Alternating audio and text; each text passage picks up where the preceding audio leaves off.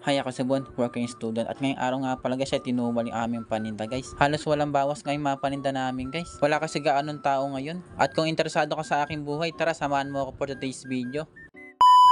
Mag 5am na ako lumabas ng bahay guys, tapos wala pang display yung mga gulay. Pero guys, may nabili na sila pack ng mga gulay at i-display na lang. Punta muna ako kay Lucky Juby para mamili nga ng mga isda guys, kasi may tinda sila ngayon. Ito nga pala yung napili kong isda guys, bangus tilapia, galunggong at matambaka. Ganun pa rin ang presyo ng mga isda guys at hindi pa bumababa. Kinuha ko na rin guys yung mga gamit namin tapos yung kariton kasi maliwanag na nga.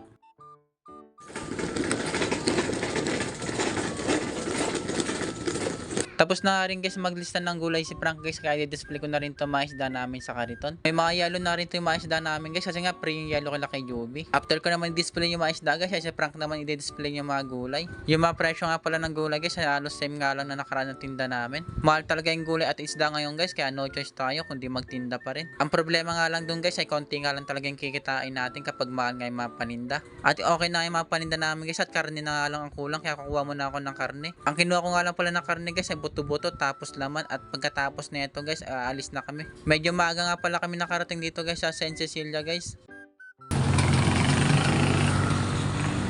Ang buwan naman pala namin guys ay sinanay kumuha sa amin ng 3 pirasong matambaka. Napakamahal nga ng matambaka ngayon guys. Ang bentahan nga pala namin ay 300 pesos per kilo. Ang punan nga namin ng matambaka guys ay 260 pesos nga per kilo. Kaya sa 1 kilo guys ay 40 pesos nga lang sa amin. Sinanay naman dito guys kumuha ng gulay, isda at baboy.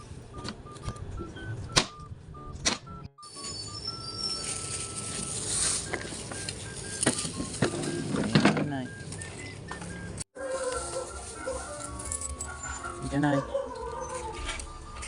Si Suki naman dito guys at isang follower natin ay kumuha ng buto-buto tapos gulay. At dito pa nga lang guys ay napapansin namin na medyo matumal talaga. Iilan lang kasi bumibili sa amin guys ng mga gulay guys tapos isda. Nasa pangalang subdivision na kami guys ay matumal pa nga rin guys. Konti pa nga lang yung benta namin. At buti nga dito yung mga suki namin guys ay nagsikuha nga sila ng marami. May mga kumuha nga yung suki namin dito guys ng manok at baboy tapos isda. Pero kahit ganun nga guys ay matumal pa nga rin guys yung benta namin guys, kasi ilang pa nga lang yung benta namin guys. Umabot pa nga lang guys yung benta namin dito guys sa 3,000 pa nga lang megit, tapos mga paninda namin guys napakarami pa nga. Kaya kahit matumal nga guys ay kinain na lang namin ni Frank para mabusog kami. Kumain nga pala kami dito guys sa suki namin ng siomai rice. Yung in-order nga lang namin guys ay tig 30 pesos nga lang. At marami nga rin pala silang flavor na siomai guys, tapos may fried nga rin silang siomai. Dito nga lang pala yan guys sa Marilao, Bulacan, Deca Homes guys, sa tabi ng terrace guys. Kaya sa mga suki namin yan guys sa tamatagad Decan yan guys, kain na kayo dito kay suki. Napakasarap talaga guys. Yung sauce pa nga lang guys, tapos yung chili garlic guys ay napakasarap talaga guys, tapos yung kanin nila.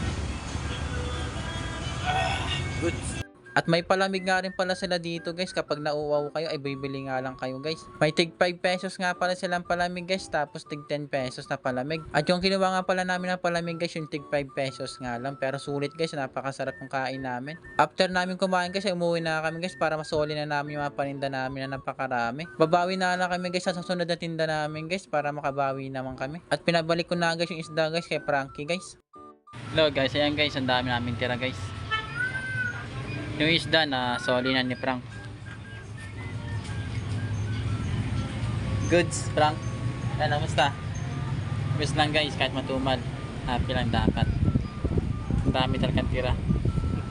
Yung mabawi pala namin tira guys ay ulam na lang namin to guys. At ayun nga lang muna for today's video guys. Maraming salamat kung nakaabot ka man dito. Kita ka sa next video.